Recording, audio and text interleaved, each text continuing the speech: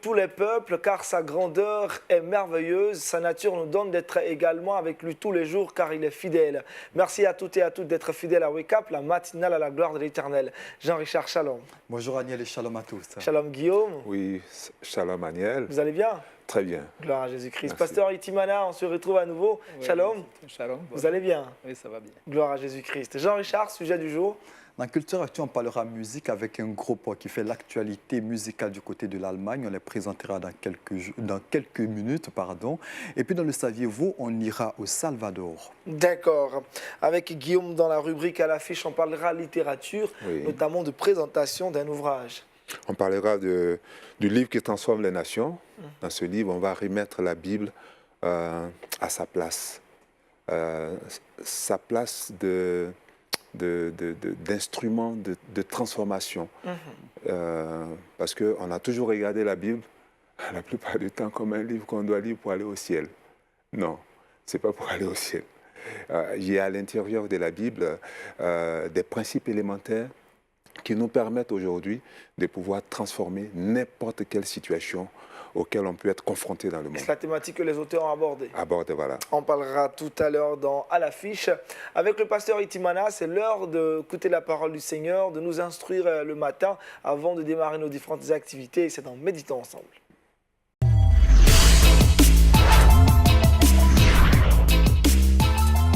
Pasteur Itimana, ce matin, l'exhortation a pour thème que le roi règne. Oui, effectivement, que le roi règne. Et vous savez, quand le Seigneur a enseigné à ses disciples comment prier, et il y a une phrase qui sort, dans cette phrase, il est dit que ton règne vienne. C'est vrai, quand nous parlons du règne, il y a beaucoup de choses à dire. Mais ce matin, je voudrais que, frères et sœurs en Christ, nous puissions échanger sur comment faire régner le roi. Que le roi règne. Et pour rentrer en détail dans cette exhortation, nous allons lire dans le livre de 1 Chronique, au chapitre 12, le verset 23, et nous allons lire aussi le verset 38. Il est écrit « Voici le nombre des hommes armés pour la guerre qui se rendirent auprès de David à Hébron, afin de lui transférer la royauté de Saül, selon l'ordre de l'Éternel. » Le verset 38. « Tous ces hommes, gens de guerre, prêts à combattre, arrivèrent à Hébron en sincérité de cœur et pour établir David roi sur tout Israël. Et tout le reste d'Israël était également unanime pour faire régner David. » Je rappelle que le thème de notre exhortation, c'est que le roi règne. Si nous parlons un peu de ce qui s'était passé, il y avait une transition qui avait commencé parce que le roi Saül, qui avait régné sur Israël, n'était plus en mesure de continuer parce que Dieu l'avait rejeté à cause du fait qu'il n'avait pas obéi aux instructions. Et Dieu avait suscité David. Et le peuple avait discerné et avait constaté d'une manière claire que la royauté était allée du côté de David. Alors, du côté de Dieu, il n'y avait pas de doute. Dieu avait choisi un roi qui devait conduire son peuple. Mais sur le plan social, sur le plan administratif, sur le plan militaire, rien n'avait été préparé. Il fallait que le peuple comprenne maintenant la direction que Dieu donnait et que ce peuple suive l'orientation de Dieu. Ce qui nous intéresse dans ce passage, c'est qu'il est dit qu'il s'agit des hommes en armes. En d'autres termes, la situation était si difficile qu'il fallait des hommes de valeur qui sont capables de prendre la décision et qui sont capables de trouver la réponse à la situation du moment.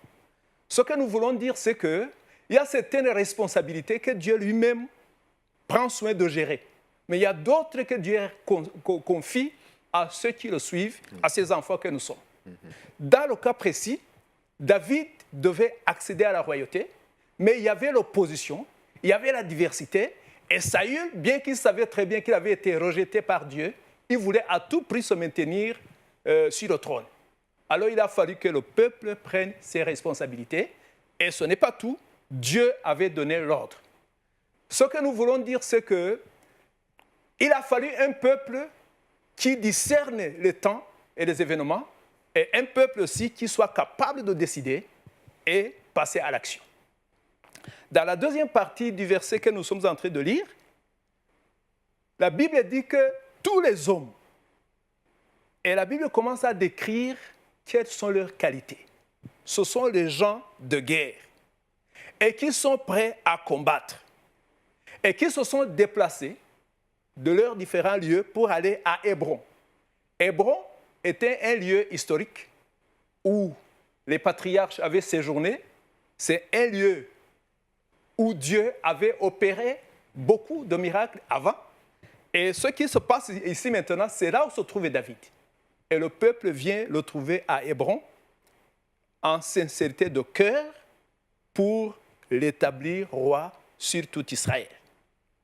Et lorsque ces hommes de guerre ont posé cette action et que le ciel, je vais dire Dieu, a vu ce qu'ils ont fait, Dieu a confirmé. Et comment nous le savons?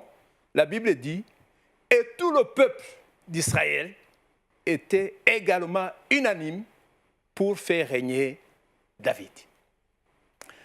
Frères et sœurs, ce que nous devons comprendre, c'est que, comme au temps de David et de ses hommes en armes, aujourd'hui nous faisons face à beaucoup de situations et à différents niveaux.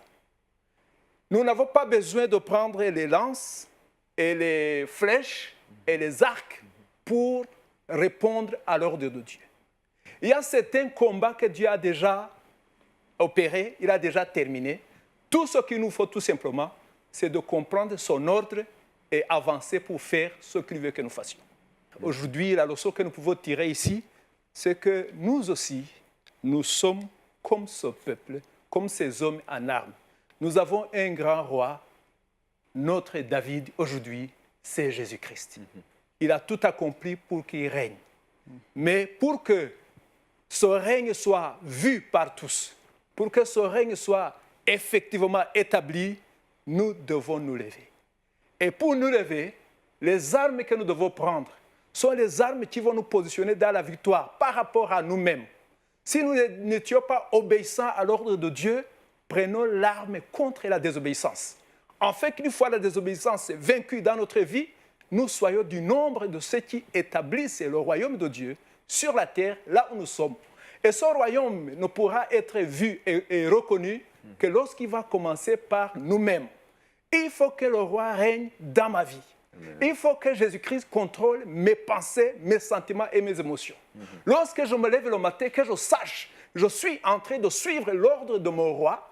Et lorsque je vais travailler dans mon environnement direct de travail, au milieu de mes collègues, tout le monde reconnaîtra que je suis en train de suivre un roi.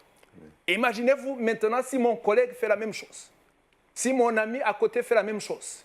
Au bout d'un certain temps, vous allez vous rendre compte que, à cause de quelques personnes qui ont pris l'initiative de faire régner Jésus-Christ dans leur vie, dans chaque domaine de leur activité professionnelle, de leur vie sociale, alors plusieurs pourront dire, nous avons trouvé mieux ici, il n'y a pas quelque chose de comparable ailleurs. Et c'est de cette manière que nous allons faire régner le roi Jésus-Christ, en ôtant tout obstacle. C'est une action qui est délibérée, c'est une action qui recommande un engagement ferme, c'est une action qui suit une orientation spécifique. Et je vous assure, en tant qu'enfant de Dieu, en tant que peuple de Dieu, en tant qu'Église, lorsque nous allons nous lever pour que Jésus-Christ règne en nous, au milieu de nous, eh bien, il va étendre ce royaume sur la nation et sur le monde entier, pourquoi pas. Que le Seigneur vous bénisse pendant que vous méditez sur ce passage et surtout, faites tout pour que le roi règne. Amen. Merci beaucoup, Pasteur Itimana. Que le roi règne. Pasteur, à bien comprendre votre exhortation de ce matin, aujourd'hui, le chrétien doit faire régner Jésus-Christ à travers son témoignage, à travers son comportement. Oui. Mais face effectivement à d'autres obstacles, comment le chrétien peut réellement faire régner Jésus-Christ quand il y a des gouvernements qui ont pris des lois pour empêcher parfois la volonté de Dieu de se manifester? Comment faire dans ce genre de situation? Ok, merci beaucoup. Et ce que nous voulons dire, c'est vrai, même au temps de David, il y avait l'opposition. Il y avait tout un système qui était établi et qui était catégoriquement contre David et contre tout ce que David pouvait faire. Mais si vous observez bien le passage, la Bible dit que ce royaume a commencé à l'intérieur même de ces hommes. La Bible dit qu'ils se sont levés, ils étaient en sincérité de cœur. Alors, ce que nous voulons dire, même si nous sommes dans la diversité où les gouvernements peuvent ne pas du tout soutenir l'orientation que nous prenons, si nous sommes changés et transformés de l'intérieur, la force intérieure pourra résister à l'influence extérieure. Ce que nous voulons, c'est que la transformation qui est opérée en nous devient une force et une puissance contre toute adversité. Et pour faire régner Jésus-Christ, de quelles armes disposent les chrétiens en ce 21e siècle, les armes spirituelles? Ok, pour faire régner Jésus-Christ, la première arme, c'est d'abord sa vie. Pourquoi je dis sa vie? C'est parce que lui, il n'a pas voulu que nous soyons citoyens de son royaume avant d'être transformés. Une fois que nous sommes transformés et que nous l'avons accepté comme notre Seigneur et Sauveur personnel, sa vie, son caractère, sa pensée se trouvent déjà en nous. Ça, c'est la première chose. La deuxième chose, l'Esprit de Dieu qui opère cette transformation habite aussi en nous et développe le caractère même de Christ. C'est comme ça que les principes de la royauté peuvent s'appliquer dans notre vie et cela est une arme. Maintenant, le reste peut s'ajouter des caractéristiques de cette nature, comme l'amour, comme la patience, comme la fidélité. Tous, ce sont des éléments qui montrent cette transformation intérieure et ça, c'est une arme invincible. Pasteur, est-ce qu'on peut être chrétien et ne pas faire régner Jésus-Christ? Est-ce qu'il n'y a pas un paradoxe à ce niveau? Pour aborder un peu dans le même sens, il y a des personnes qui disent connaître Jésus-Christ, mais qui ont du mal à extérioriser leur attachement à Jésus-Christ, à faire régner Jésus-Christ dans leur comportement. OK. Merci pour la question. C'est vrai. Mais dans ce cas, il faut qu'on revienne à la définition même d'être chrétien.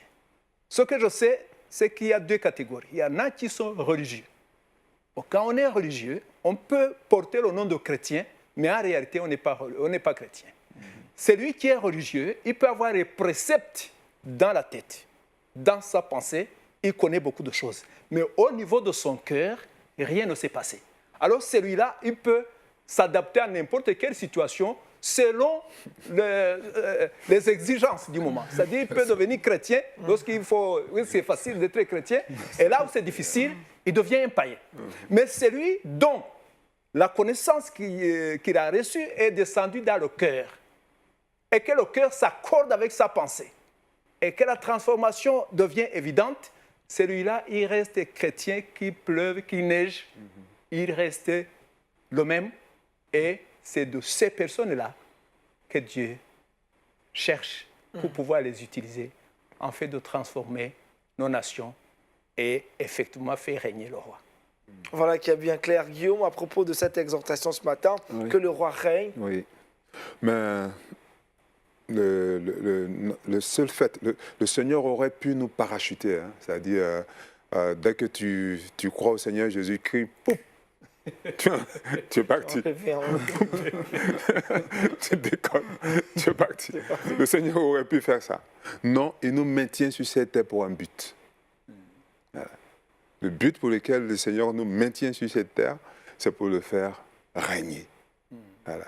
Et pendant longtemps, les chrétiens ont démissionné par rapport au règne de Dieu sur cette terre. Ils ont certainement consacré le règne de Dieu à... OK, Dieu va régner au ciel. Et notre règne sera au ciel. Il y a des versets qui soutiennent notre bourgeoisie est au ciel. Mais ça, c'est la version française. Mais dans la version anglaise, c'est notre citoyenneté. On est donc des citoyens du ciel. Donc si je suis citoyen d'un autre royaume, d'un autre territoire, et que je suis dans un territoire étranger comme un ambassadeur, mais je fais connaître ma nation. Voilà, je fais connaître ma nation. Donc nous sommes ici comme des ambassadeurs de Christ, pour faire vraiment connaître notre Seigneur. On ne peut pas par rapport à ça démissionner. On ne peut pas être démissionné par rapport à cette position que Dieu nous a donnée. Sinon, comment est-ce qu'on connaîtrait le Seigneur? Voilà, donc c'est ça. Donc aujourd'hui, ce n'est pas tout simplement par des déclarations, des proclamations, voilà Jésus, voilà Jésus. On a des actes qu'il nous faudra poser. On a des secteurs qu'il nous faudra prendre. On a on doit manifester le Seigneur Jésus-Christ. Et c'est ce que nous disons à Jeunesse à Mission. Il y a aujourd'hui les sphères de la société, il y a aujourd'hui les sphères d'influence. Et dans toutes ces sphères, on doit pouvoir manifester la pensée de Dieu, amener la pensée de Dieu pour que le monde, que tout genou fléchisse, c'est ce qui est dit. Voilà. Voilà. Donc, c'est Pasteur, un peu ça. est-ce que, comme il parle de sphère, faire régner Jésus-Christ, c'est aussi occuper les hauts postes dans l'administration, dans des grandes institutions? Avoir des hauts postes, est-ce là, briller? Oui, ce que nous disons, c'est que dans le passage que nous avons lu, il est dit que quand ces hommes qui ont eu la vision claire de ce que Dieu voulait faire, quand ils se sont engagés, la Bible dit que tout Israël a suivi. Cela veut dire, si nous faisons régner Jésus-Christ, là où nous sommes, d'abord en tant qu'individu, en tant que famille, en tant que communauté, et que ce règne est vraiment établi, tout le reste va suivre. Et parmi ceux qui vont suivre, nous allons trouver les administrateurs, nous allons trouver les chefs de l'armée, nous allons trouver même le président de la République, pourquoi pas.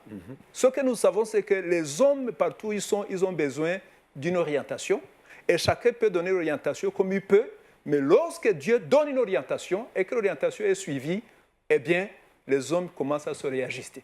C'est de cette manière que nous pensons que nos nations peuvent faire régner Jésus-Christ, quel que soit le niveau social auquel nous sommes placés. Moi, je peux un peu ajouter, c'est ce qui est arrivé aujourd'hui au Brésil. Le nouveau président du Brésil, Bolsonaro, c'est un fils de Dieu qui arrive au pouvoir. Et une des actions fortes qu'il pose en ce moment, c'est de prendre une femme, pasteur, et de nommer cette femme comme ministre de la famille, de la femme et des enfants. Du coup, le monde entier est ébranlé. Les gens commencent à trembler. Parce qu'elle a décidé de botter en tout certaines pratiques. Et ce qu'elle dit, c'est que elle est vraiment, c'est-à-dire c'est la pensée de Dieu. Même si on ne peut pas aujourd'hui faire l'avortement d'un enfant, même si cette grossesse est issue d'un viol. Mais elle arrive à dire ça et à vouloir imposer ça au Brésil, tout simplement parce que c'est la pensée de Dieu. Parce que c'est Dieu. Satan ne peut pas donner naissance, il ne peut pas donner la vie. Celui qui valide toute existence, c'est Dieu. Si Dieu a validé la venue d'un enfant au monde, même si c'est arrivé par un viol, si ce que Dieu a validé est validé. C'est clair. Dieu a certainement un projet pour notre monde à travers cet enfant. On ne peut donc pas faire disparaître cet enfant. Donc, faire régner Dieu, c'est ça. C'est ça. Voilà. Donc, comme tu disais tantôt, mais ça implique que tous les grands postes, jusqu'à être président de la République, voilà, nous sommes appelés à pouvoir prendre ces postes. Responsabilité. Voilà. Pasteur, vous allez prier que Dieu nous aide, que Dieu aide également tous nos téléspectateurs à pouvoir faire régner Dieu dans toutes leurs différentes activités et que Christ soit au devant de toutes choses. Seigneur, nous voulons encore une fois nous prosterner devant toi. Amen. Pour reconnaître que c'est toi qui as l'autorité suprême et que c'est toi qui établis ce qui doit nous conduire. Amen. Comme dans le cas de David, c'est toi qui as donné l'ordre, le peuple a suivi et David a régné sur Israël. Nous prions maintenant.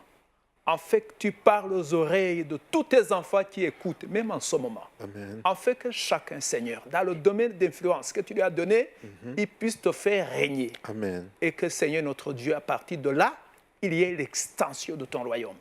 Nous voulons que le monde sache que tu es le roi des rois et le Seigneur des seigneurs. Et que tout autre roi, quel que soit le niveau où il est placé, qu'il te fasse allégeance. Amen. C'est ce que nous voulons.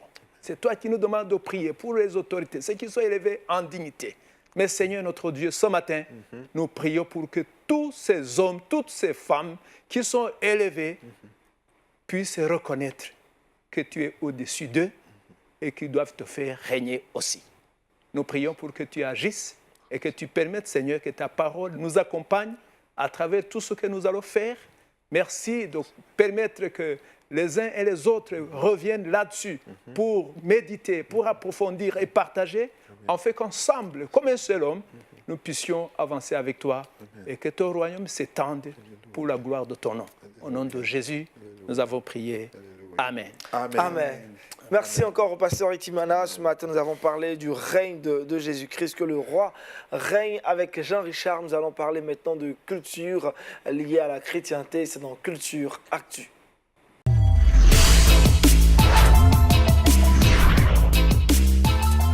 Jean-Richard, avec toi ce matin, on parle de culture relativement liée à la chrétienté. De quoi il s'agit? Comme je l'ai dit d'entrée de jeu, on parle de musique. On va rester dans la même dynamique que le pasteur pour parler de règne de Dieu, parce que le groupe qu'on présente aujourd'hui a fait régner Dieu au travers d'un événement. C'est une belle victoire, une grosse victoire pour ce groupe. Son nom, c'est Obrose. C'est un groupe très peu connu sur notre tropique. Mais ce groupe, figurez-vous, c'est un groupe de rap du côté de l'Allemagne. Ils ont fait sensation, ils font l'actualité depuis le 19 janvier dernier. Et pour cause, ces jeunes qui ont décidé de faire régner le nom de Dieu et de se consacrer à la musique chrétienne, figurez-vous que ces jeunes ont décidé de participer à un concours. C'est le plus grand concours organisé en Allemagne. C'est un concours qui est organisé dans plus de 70 villes de l'Allemagne. Plus de 200 concerts sont organisés pour détecter les meilleurs talents. Et au sortir de ces différentes détections, le jury a décidé que le groupe Obrose est le meilleur groupe pour l'année 2019. C'est donc une grosse victoire pour ces deux frères qui sont Maximilian, qui a 21 ans, et son jeune frère Alexander, 22 ans. Ils ont décidé de se mettre ensemble pour proclamer le nom du Seigneur Jésus-Christ. Ces deux jeunes garçons qui sont donc le meilleur groupe. Et figurez-vous que dans chacune de les chansons, ils interpellent les jeunes. Ils vont un peu partout dans les rues pour crier le nom du Seigneur Jésus-Christ à ces personnes-là qui ne connaîtraient pas le Seigneur Jésus-Christ. Aniel, il faut donc retenir que l'actualité musicale du côté de l'Allemagne est marquée actuellement par le groupe de rap Obrose. Ces deux jeunes garçons qui célèbrent le nom du Seigneur Jésus-Christ. Grande victoire, très grande victoire dans un pays, c'est vrai, qui est considéré comme le pays de la réforme, mais qui malheureusement aujourd'hui est en chute libre au niveau de sa foi. Ces jeunes garçons viennent comme pour dire aux autres que le Seigneur Jésus-Christ vit. Et cette victoire est une grosse victoire pour l'ensemble du corps de Christ, puisque c'est vrai que la musique chrétienne passait par moments sous silence dans ce grand pays. Et ces jeunes gens, à travers leur victoire, essaient de montrer que le Seigneur Jésus-Christ règne toujours. Je vous propose juste un bout de leur représentation, juste un bout de leur victoire. C'était le 19 janvier dernier. Regardez.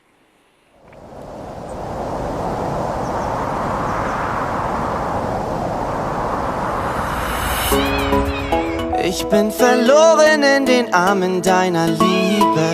Ich hab gewonnen, auch wenn ich es nicht verdiene. Ich weiß nicht, was mir ohne deine Nähe bliebe. Ja, wohin sonst? Alles, was ich suche, finde ich hier bei dir.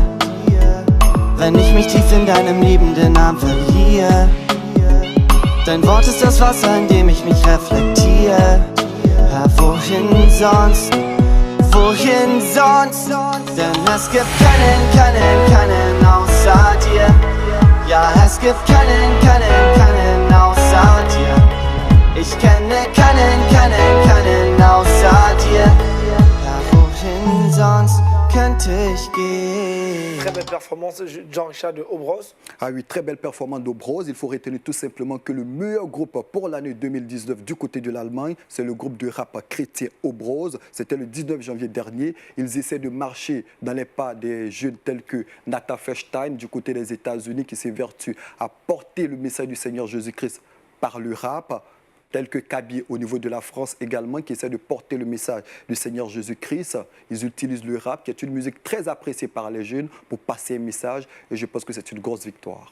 Grosse victoire. Pasteur Guillaume, réaction à cette histoire est vraiment très touchante également. C'est le message du Christ qu'ils transmettent par le support musical, et ils sont engagés, très engagés dans cette lutte et dans cette marche. Comme il disait, c'est une très grande victoire pour l'Église. Par rapport au message, mais ce sont des jeunes qui se sont conformés à leur temps, voilà, qui jouent une musique de leur moment et une musique qui est acceptée. En fait, ce qu'il faut aussi, la force du rap, ce sont les paroles. Ce sont les paroles. Et je crois que la puissance de la parole que ces jeunes dégagent, c'est des paroles qui sont inspirées de la parole de Dieu. Donc, on leur est fait. On leur est fait. Aujourd'hui, les gens ont besoin d'entendre la parole. Pourquoi est-ce que les chrétiens n'ont pas voulu écouter la musique rap et tout ça? C'est parce que certaines paroles étaient inspirées, mais des inspirations des ténèbres. Et donc, ceux qui avaient écouté ça dans les tout premiers moments, tout de suite disaient que c'est un rythme musical qui est consacré aux ténèbres et ne voulaient pas avoir de relation avec ça. Comprenez? Mais ce n'est pas le genre musical qui fait la chose, qui fait la différence. Ce qui fait la différence sur le support musical, c'est la puissance de la parole. Voilà. Et je crois que c'est ce que ces jeunes gens ont compris. Et aujourd'hui, ils sont en train de relever le nom du Seigneur Jésus-Christ. Ils font régner Christ à travers la musique. C'est ce qui est bien clair, pasteur. Ils font régner clairement Christ à travers la musique. Ça doit faire école également sur notre pays. C'est ça, parce que le jury qui les classe, ce n'est pas un jury chrétien. Ce n'est pas un jury chrétien, c'est ça. Le jury est déjà transformé, influencé par cette musique et puis par la suite. Donc il y a la qualité d'abord du travail, parce que c'est vrai, c'est qu'on constate, quand les chrétiens produisent à l'époque, nous, quand les tout premiers chrétiens qui commençaient à faire de la musique au milieu des chrétiens, on disait écoutez les paroles, n'écoutez pas la musique. Parce qu'elle n'était pas trop bien faite. Parce que c'était de très mauvaise qualité. Voilà. C'était une musique de très très très mauvaise qualité. Mais bon, mais aujourd'hui il faut exceller. La façon de faire régner Dieu, c'est de devenir le meilleur dans son domaine de compétences. Donc quand tu rentres en musique, il faut que tu sois le meilleur de tous les rappeurs. C'est bien clair. Voilà. Et puis, ce qu'on peut ajouter aussi, c'est que une chose peut être appréciée, mais il y a aussi la différence qui vient du fait que la source est aussi de qualité. Et ce que nous voulons dire, c'est que Dieu est le premier musicien, c'est lui qui donne les talents. Ceux qui ont su puiser à sa source, ils doivent apporter quelque chose qui va émerveiller tous les hommes, parce que ça dépasse en réalité les limitations que les hommes ont fixées. Donc je crois que ces jeunes gens sont sur la bonne voie et je me réjouis de ce que ce soit les jeunes, parce qu'ils auront encore du temps pour 21, 22 ans, très jeunes en plus. Jeune, et ils vont impacter certainement l'Allemagne. Jean-Richard, autre chose à savoir à propos de ce groupe? C'est qu'ils ont dit, et que je retiens, le hip-hop est génial, car il donne beaucoup d'informations en peu de temps. Le monde a seulement besoin de Jésus-Christ. La musique est un excellent moyen de transmettre le message qui sauve. Des propos assez forts, gloire à Jésus-Christ. Je pense qu'on va rester dans cette même mouvance, que le roi règne, on parle de royauté, pour parler cette fois-ci avec Guillaume qui va nous présenter un ouvrage qui se rapporte fortement à la thématique que le pasteur a abordée ce matin. C'est dans À l'affiche.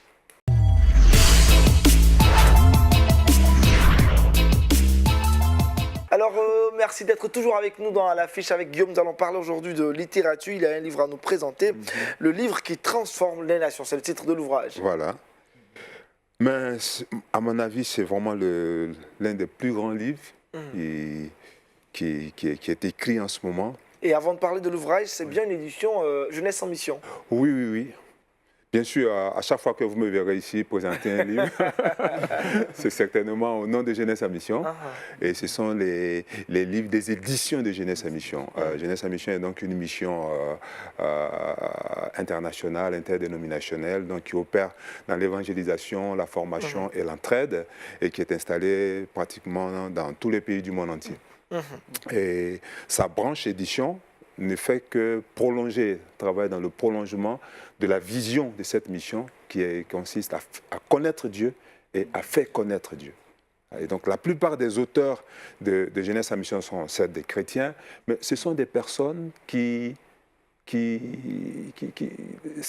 leurs ouvrages sont le reflet de leur appel, de leur vision, mais surtout de leur travail sur le terrain auprès du Seigneur. Ce qui veut dire qu'il vous apporte le résultat de quelque chose du vécu. Du vécu. C'est ce qui fait un peu la différence des ouvrages de Jeunesse à Mission. Voilà, et donc à chaque fois qu'on sera là, c'est certainement pour présenter les éditions de Jeunesse à Mission et les ouvrages qui en découlent. Le livre qu'on présente aujourd'hui, il a été écrit par le fondateur, et je voulais bien commencer par ça. C'est vrai qu'il a d'autres livres, notamment Est-ce bien toi Seigneur, Oser vivre sur la croix des raids, et puis voilà, bien d'autres livres. Mais je suis venu avec celui-là parce qu'il remet la Bible au centre de l'œuvre chrétienne et lui donne son véritable sens. Voilà. La Bible n'a pas été, comme je disais d'entre deux propos, n'a pas été créée, en fait, n'a pas été inspirée juste pour que ceux qui croient puissent aller au ciel. Dis, bon, j'ai cru, alléluia, le Seigneur me sauve, d'accord, et puis je vais au ciel. Non. Vous savez, avant de rentrer, comme on appelle, dans la terre promise, le principe, c'était que Dieu opère des miracles. Miracle pour manger, miracle pour boire, miracle pour maintenir les vêtements et tout ça en état pendant 40 ans. Mais dès qu'il s'apprête à prendre possession de la terre promise, Dieu arrête avec les miracles.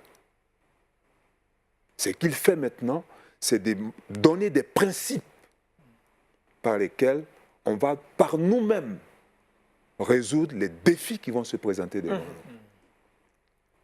Mais aujourd'hui, surtout le christianisme en Afrique, parce qu'on vient aussi de passer au culte et tout ça, dans lesquels tout doit être miracle. C'est cela. Tout doit être miracle. Mais tout n'est pas miracle. Tout n'est pas miracle. Dieu arrête le processus du miracle avec ses enfants pour s'engager dans un processus de principe. Donc si on n'est pas à mesure de lire la Bible, on va être 20 ans, 30 ans, 50 ans chrétien et être malheureux. Très malheureux. Très malheureux. Donc ce livre, il a été écrit à partir de l'expérience, des constats que notre fondateur, parce que par la grâce de Dieu, Loren Kunigam, il a posé ses valises dans pratiquement tous les pays du monde. Et partout où il est allé, il a fait l'effort de rencontrer soit les rois, les présidents, les dignitaires des différentes nations. Et pour certaines nations qui sont aujourd'hui à un niveau de développement assez élevé et tout ça, il a toujours cherché à comprendre pourquoi, comment ils en sont arrivés là. Et à la base, curieusement, tous les pays, que ce soit le Japon, que ce soit la Norvège, que ce soit même l'Inde, que ce soit la Chine, à la base, il y a eu l'Évangile. Et ceux qui ont apporté l'Évangile ont apporté les principes qui vont amener le développement. Donc, la Bible est un livre de transformation. Ce n'est pas... Voilà, donc ça fait de nous des personnes comme le pasteur bien inspiré ce matin. Je vais dire, comme on dit, Dieu ne fait pas les choses au hasard. Il nous a mis ensemble sur ce plateau. C'est pratiquement... le thème se rapproche de la pour qu'on puisse faire régner Dieu, mais de quelle manière? En s'appuyant sur les principes. Ce qui veut dire que tant qu'on aura la Bible à nos oreillers, dans nos bibliothèques, comment on appelle ça, sur nos tables, et qu'on ne prendra pas le soin de pouvoir découvrir à l'intérieur de la Bible les principes que Dieu nous a donnés pour tous les secteurs qui peuvent exister sur la terre, alors ce sera fini pour nous. Ce sera fini pour nous. Ce que le fondateur dit ici, la rencontre qu'il fait avec le roi de la Norvège, qui lui explique comment est-ce qu'ils en sont arrivés là. C'est parti tout simplement de quelqu'un, un paysan, à qui on a remis la Bible. Mais la manière de présenter la Bible, c'est pour ça qu'on parle aujourd'hui des Bibles, et je suis très content qu'on en parle aujourd'hui, parce qu'il faut qu'à partir de cette émission qu'on est en train de faire, et pour tous les chrétiens qui vont avoir l'occasion d'écouter cette émission, pouvoir courir, récupérer ce livre qui va... Ce livre ne parle pas de la Bible, il va vous parler de toutes les transformations qu'il y a eu dans différents pays à partir de la Bible. À partir de la Bible. La Norvège, par ce paysan, quand on lui a donné la Bible, on lui a dit, voilà ce qu'on te donne, ce livre-là, tu as à l'intérieur de ce livre tout ce qui est nécessaire pour que tu puisses transformer ton pays. Ce paysan ne savait pas lire et écrire. À partir de là, il a appris à lire et à écrire. Et quand il a commencé à lire et à écrire, il a relevé, à partir de la Bible, des principes pour l'agriculture, pour l'économie, pour la science et tout. Et aujourd'hui, on ne parle pas assez de la puissance de la Norvège. La Norvège est l'un des pays les plus riches du monde. Vous comprenez? La Suisse qu'on voit aujourd'hui, qu'on célèbre comme le pays le plus propre à l'époque, vous allez le découvrir dans ce livre, c'est le pays le plus sale. Jusqu'à ce qu'on dise même en proverbe que depuis l'avion, tu pouvais sentir la puanteur de Genève. Donc pour qu'on comprenne que c'était très grave. Donc ce qu'on peut voir aujourd'hui dans nos différentes nations ne sont rien. Si dans ces nations il se trouve des fils de Dieu, la transformation de ces nations est possible. Donc ce que l'Église doit pouvoir faire avec la Bible, c'est de pouvoir amener la transformation. Si nous ne sommes pas actifs dans le sens de transformer, c'est parce qu'on n'a pas encore lu la Bible pour en tirer les principes du développement. Voilà. Donc la Bible comme base, donc vous avez dit, dans cet ouvrage, on a plusieurs pays qui ont utilisé la Bible, dont la Bible a été le principe transformateur, on dira, qui a amené tous ces pays-là à atteindre un certain niveau. Un ouvrage de combien de pages déjà avec combien de chapitres? Il est juste, 213 pages. 213 pages, il n'est pas volumineux. Il a été écrit par Lauren Cunningham, il a été assisté par Janice Rogers. Et puis voilà, ils ont sorti cet ouvrage. Vraiment pour nous, ça remet la Bible à sa place. Ça redonne à la Bible son sens réel. On l'appelle, il est composé de deux grandes parties, l'Ancien Testament et le Nouveau Testament. C'est clair. Voilà. Un testament, ce sont des richesses qu'on laisse, des directives qu'on laisse à sa postérité. Voilà. Donc si on vous a laissé un testament, mais c'est pour que vous puissiez connaître le contenu du testament et que cela puisse vous servir pour votre vie. On n'est pas en train de regarder la Bible, on lui donne le mot la Bible, mais il vaut mieux rester dans son contexte où c'est un testament. Ça contient les secrets pour qu'on puisse être heureux sur la terre, pour qu'on puisse transformer tout ce qu'il y a. Donc, comme il le dit lui-même, il n'y a pas de pays, de ville ou de société qui soit trop misérable, qui soit dans une situation tellement désespérante qu'on ne peut rien attendre de cette nation, ou bien qu'il soit dans une situation de sombre, de ténèbres, au point où on ne peut rien espérer de cela. La Bible, la parole de Dieu, nous permet de pouvoir apporter une solution à n'importe quelle situation. Voilà. Alors, à qui ce livre est adressé ou qui peut lire cet ouvrage? Mais ce livre c'est pour nous tous. Voilà, c'est-à-dire, dès que tu es devenu chrétien, ce livre, il faut d'abord le lire. Parce que ça va te donner, ça va t'encourager. Ça va changer ta vision. Ça va changer ta façon de regarder la Bible. Et ça va t'amener à prendre la Bible comme un allié primordial pour toi. Ça va t'aider à réaliser tes visions. Ça va t'encourager à ne pas désespérer. Donc ce livre, c'est bon. C'est bon pour le président de la République, c'est bon pour tous les leaders, tous ceux qui ont une position de leadership, mais c'est bien pour le paysan, c'est bien pour tous ceux qui savent lire, doivent lire ce livre.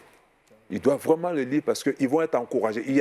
Tout ce qui est à l'intérieur, ce sont des exemples qui sont concrets, qui existent. Ça fait partie de l'histoire des nations et ça existe. Rien n'a été inventé. Rien n'a été inventé. On finira par découvrir que même aujourd'hui dans le Japon, où c'est d'autres croyances qui sont devenues des croyances de l'État, mais à la base, il y a eu des missionnaires. Il y a eu des missionnaires qui ont écrit des principes. Et ces principes sont allés partout pour fonder la base de la société japonaise. Le livre qui transforme les nations, on n'en dira pas plus. Je pense que tout y est. Voilà. Est-il facilement disponible à la portée de toutes les bouches? Mais par la grâce de Dieu, désormais, pour tout ce qui concerne les éditions de Jeunesse à Mission, à l'époque, il fallait les faire venir de la Suisse et puis ça devait coûter un peu plus cher. Mais on a reçu la grâce de pouvoir les représenter en Côte d'Ivoire, c'est-à-dire les produire en Côte d'Ivoire et les distribuer en Côte d'Ivoire. Donc du coup, le livre est disponible et à un coût hyper intéressant. D'accord, des contacts sur lesquels on pourra joindre Jeunesse en Mission Abidjan ou particulièrement Guillaume pour les ouvrages.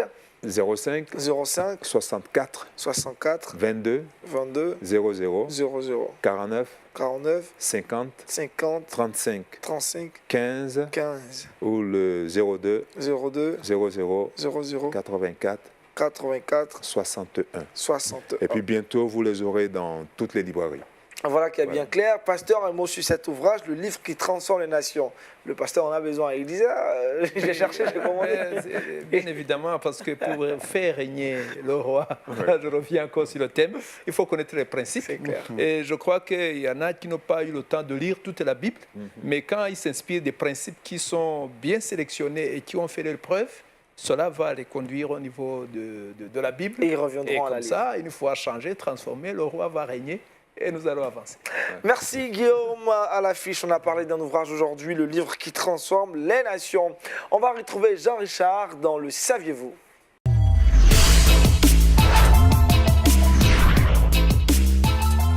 Jean-Richard, avec vous, on part où aujourd'hui pour parler de quoi? On part au Salvador, c'est un petit pays d'Amérique centrale, très peu connu, mais connu également pour ses belles plages, pour ses randonnées avec les surfeurs. C'est un pays de 20 000 km² avec tout au plus 7 millions d'habitants, plus de 80% de chrétiens. C'est un pays qui aujourd'hui fait l'actualité parce que dans quelques jours seulement, il y aura les élections de ce côté-là. Et figurez-vous que comme on a l'habitude de le voir en Amérique du Sud, très souvent, lorsqu'il y a des élections, les hommes politiques récupèrent le nom du Seigneur, puisque dans ces pays, généralement, je l'ai dit, 80% de chrétiens, tout le monde estime qu'il est foncièrement attaché au Seigneur Jésus-Christ. Dès lors, la plupart des candidats s'estiment du Seigneur Jésus-Christ. Au regard de cette situation, la Commission nationale des pasteurs et responsables d'églises évangéliques a tenu un point de presse pour dénoncer ce fait. Ils ont dit qu'ils n'apporteraient pas leur soutien, comme au Brésil, à un candidat, puisque tous les candidats se réclament être du Seigneur Jésus-Christ. Ils vont prier pour ces différents candidats, mais ils souhaiteraient que les différents candidats ne récupèrent pas le nom du Seigneur Jésus-Christ pour des faits électoralistes. On espère véritablement que, bon, ça pose, n'empêche, le problème, la question de l'utilisation ou même du rôle de l'Église dans les différentes élections en Amérique latine. Ce qu'il faut retenir, c'est qu'au Salvador, les hommes de Dieu ont décidé de se mettre en retrait des élections présidentielles qui auront lieu dans quelques jours. Comme on l'a vu au Brésil, ils étaient très à fond avec le président Bolsonaro. Fort malheureusement, diront certains, ne sont pas à fond pour ces élections présidentielles au Salvador. Pasteur Itimana, impression, réaction. Vous vous retirez, hein? Vos collègues au Salvador, là.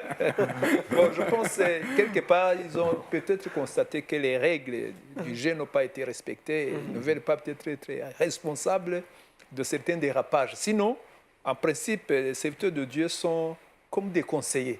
Ce sont eux qui doivent faire entendre la voix prophétique de façon que ceux qui aspirent à la magistrature suprême puissent s'inspirer de ces orientations que les hommes de Dieu donnent. Mais s'ils se retirent, certainement qu'ils ont constaté des anomalies. Ils ont lu l'ouvrage. Ils ne veulent pas porter la responsabilité. Ils n'ont pas bien lu. Non, pour moi, bon, vous savez, parfois les prises de position de l'Église, il faut faire attention. Voilà, parce qu'on n'est pas n'importe qui. Donc, quand on doit intervenir, il faut vraiment qu'on puisse peser sérieusement ce qu'on dit, surtout quand on est en politique. Voilà. Si certaines personnes ne sont pas chrétiennes et qu'elles veulent utiliser le nom de Jésus-Christ pour pouvoir accéder au pouvoir, mais s'ils connaissent ces personnes, ils peuvent dénoncer directement ces personnes. Voilà. Mais si ce sont des personnes qui sont des fils de Dieu, qui veulent arriver au pouvoir, mais on a le devoir de les accompagner, de les soutenir. Voilà, on ne doit pas se cacher. Parce qu'aujourd'hui, ce n'est pas dans nos églises que les décisions de l'État se prennent. C'est ça. Et quand une loi est votée, on doit se soumettre à ces lois. Voilà. Donc on ne peut pas continuer de se cacher dans la sphère, se mettre en retrait et ne pas avoir des positions, ne pas prendre des positions. Voilà. Donc, cette position que l'Église prend se met en retrait. Pour moi, ça Ça n'a ne va pas être l'Église vers Oui. Non, autrement. Ça dit ici, il y a un candidat qui n'est pas chrétien, mais le conseil des pasteurs le rencontre pour dire non, toi, tu n'es pas notre candidat. Entre tous ceux qui sont là, on va choisir celui-là qui est un fils de Dieu, qui a le témoignage, dont on a le témoignage dans son église, comme au Brésil, c'était clair. En peu de temps, il y a 2 ans, il s'est fait baptiser dans le Jourdain en Israël. Il est rentré, il a continué. À travers ses propos, il a continué. Aujourd'hui, il est là. Et il donne la preuve que c'est un fils de Dieu quand il nomme un pasteur.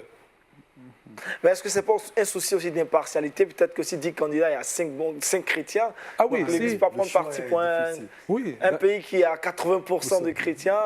Mais c'est pour ça que quand on veut vraiment occuper, quand on veut faire régner Christ, à partir de ce moment-là, le conseil de l'Église se réunit. Il dit, écoutez les amis, vous êtes tous des frères. Ce qu'on va faire, entre vous, on va choisir un qui lui sera président. Ah là, ça va être difficile.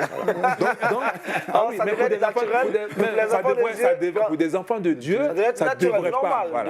Parce qu'ils ne travaillent pas pour eux. C'est cela. Voilà, ils ne travaillent pas pour eux. L'objectif, c'est de faire régner le Seigneur. Voilà. Et si cela peut arriver par le moyen d'une seule personne, mais cette personne-là doit être soutenue. Comme on a dit, les vaillants héros de David, voilà. Ils auraient pu... Mais quand vous lisez même l'histoire de David avec ses vaillants héros, mais tu es surpris de la puissance de ces gars. Oui. Quelqu'un qui prend une lance et puis comme ça, il fait une brochette de 800 personnes. En même temps, une brochette de 800 personnes. Une brochette de 300 personnes. C'est la puissance de Dieu qui les accompagnait. Mais voilà, et tout ça juste pour mettre David en avant. En avant. Ils étaient inspirés par Dieu. Merci Guillaume, Jean-Richard, merci Boussole. Un Chronique, le chapitre 12, verset 23, qui dit « Voici le nombre des hommes armés pour la guerre qui se rendit auprès de David à Hébron, afin de lui transférer la royauté de Saul selon l'ordre de l'Éternel. » Voilà, ces vaillants héros dont on parle, qui ont porté David en avant. Devenons des vaillants héros. Voilà, pour nos frères, si on voit vraiment que ce sont eux qui doivent être mis en avant. Il faut les pousser. Voilà, il faut se battre pour eux. Merci encore au pasteur Itimana qui nous a instruit sur ce thème, que le roi règne également. Avec le frère Guillaume, on a parlé du livre qui transforme les nations. Vous êtes tous invités, exhortés à lire cet ouvrage. Jean-Richard, merci également et merci à toute l'équipe de réalisation du Wake Up. Bon début de week-end à toutes et à tous. Shalom chez vous.